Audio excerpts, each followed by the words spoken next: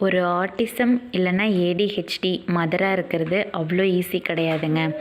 நார்மலான குழந்தைக்கு மதராக இருக்கிறதுங்கிறது ரொம்ப ஈஸி. ஆனால் ஏடிஹெச்டி, ஆட்டிசம் இவங்களாம் பார்த்திங்கன்னா அந்த குழந்தைங்களுக்குலாம் எதுவுமே புரியாது. நம்ம சொல்கிற விஷயங்கள் அந்த குழந்தைனால புரிஞ்சிக்க முடியாது, அண்டர்ஸ்டாண்ட் பண்ணிக்க முடியாது. சென்சரி இஷ்யூஸ் இருக்கும். அதனால் நிறைய டிஃப்ரெண்ட் பிஹேவியர்ஸ் பண்ணுவாங்க. இந்த மாதிரியான குழந்தைங்களோட மதருக்கு ரொம்ப பொறுமை தேவை. அது மட்டும் இல்லாமல் சொசைட்டியில் பார்த்திங்கன்னா இந்த ஏடிஹெச்டி, ஆட்டிசம் இந்த மதரை தான் குறை சொல்லுவாங்க. ஹோல் சொசைட்டியும் குறை சொல்லுவாங்க. ஃபேமிலி மெம்பர்ஸும் ஆட்டிசமோட மதரை தான் குறை சொல்லுவாங்க. நீ சரியாக வளர்த்தல, அதனால தான் குழந்த ஆட்டிசமாக போச்சு அப்படின்னு சொல்லுவாங்க. தெரப்பி சென்டர் போனீங்கன்னா அங்கேயும் நம்ம மேலே பழியை போட்டு அவங்க தப்பிச்சுக்கிறதுக்கு தான் பார்ப்பாங்க.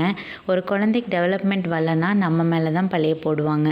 ஸோ பொறுமை ரொம்ப ரொம்ப ஆட்டிசம்க்கு முக்கியம்.